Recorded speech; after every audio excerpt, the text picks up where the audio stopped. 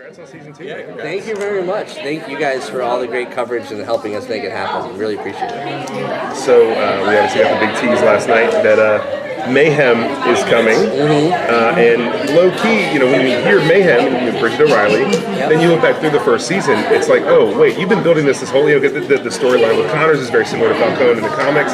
What can you tell us about where you're heading with Bridget O'Reilly and that transition and the possible introduction of the Mayhem character going forward? I mean, it's kind of what you said. We got very excited, the writers and I, when we were breaking the first season because we knew who Mayhem was, and we knew Bridget began as a friend, and it was very exciting as writers to say, oh, low-key, we can start telling the origin story of the villain in the most ninja way possible. So it's just been fun. And then add on top of that, you have an actress like Emma Lahana, because we could have cast someone average or just good. She's done 2 episodes of our show where she hasn't said a word, and she's crushed it. I don't know if you guys have seen episode 9 yet.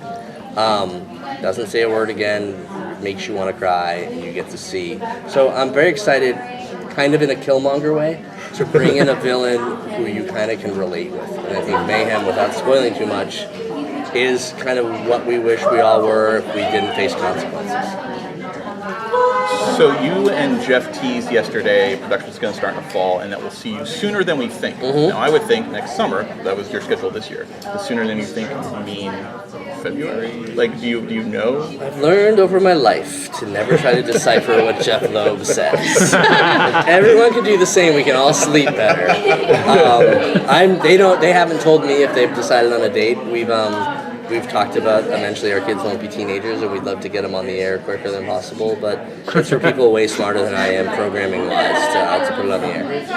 When you guys were casting, was them being age-appropriate an important factor? We were talking about this earlier. Super important. So Gina and I were kind of crazy about it because we didn't want to do the Dylan McKay. We didn't want to do the 32-year-old playing a high school, even though he was cool and had that little scar on his eyebrow. So it was hard because we needed to find actors of their age who also just had some life experience and just could just represent, the hope and the fear and the pain and the angst and the humanity and the love that Tandy and Tyrone have. And, it took us forever, and you guys have probably heard the story before, but we were 3 days before shooting and we got down to those guys, and the fact that we did was amazing, and in both of them, you just see a humanity that I don't think you could find in anybody older and probably not in anyone younger either. Jumping off of that, there's a lot of really intense issues that these teen characters have to deal with. Everything from domestic abuse to sexual assault to a drug habit. What were your conversations with Freeform about that? Were they very supportive? They were very supportive. I was always kind of getting my Irish up, getting ready for a fight when I'd come at them. It was interesting, even with the Fuchs death, they were like, do you think it's necessary? And I literally had to send them the Wikipedia page for women in refrigerators. They're like, oh, we like this. I'm like, I can't believe I had to send it to you guys.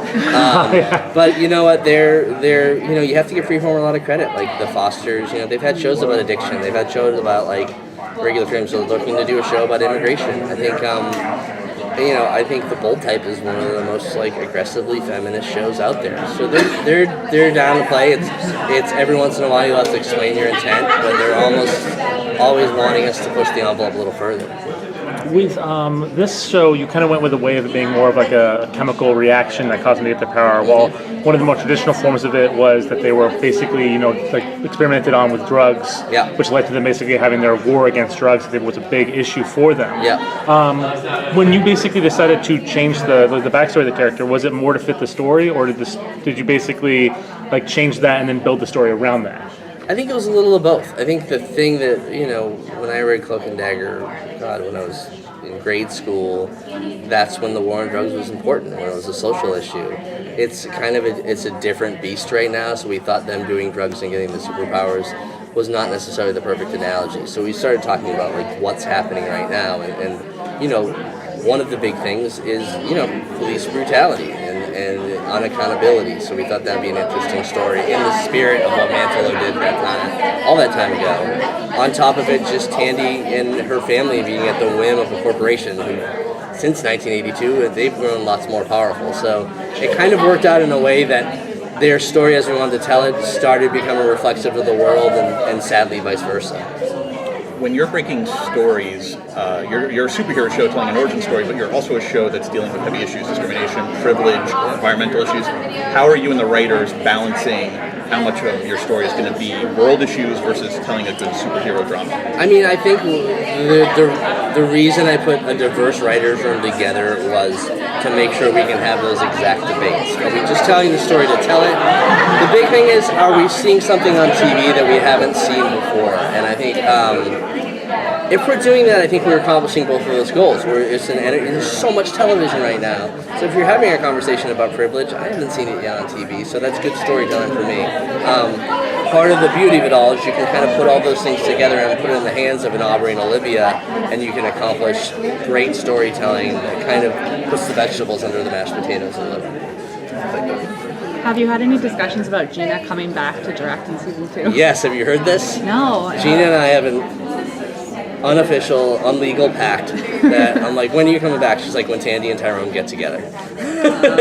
So she wants to be there. She's an amazing human being, an amazing director who has such love for not only Tandy and Tyrone, but Aubrey and Olivia. And, you know, we check in a lot, so it's kind of fitting that the first time they get together that I would love for Gina to be at the helm. So when are you thinking that? That's going to be season, I'm not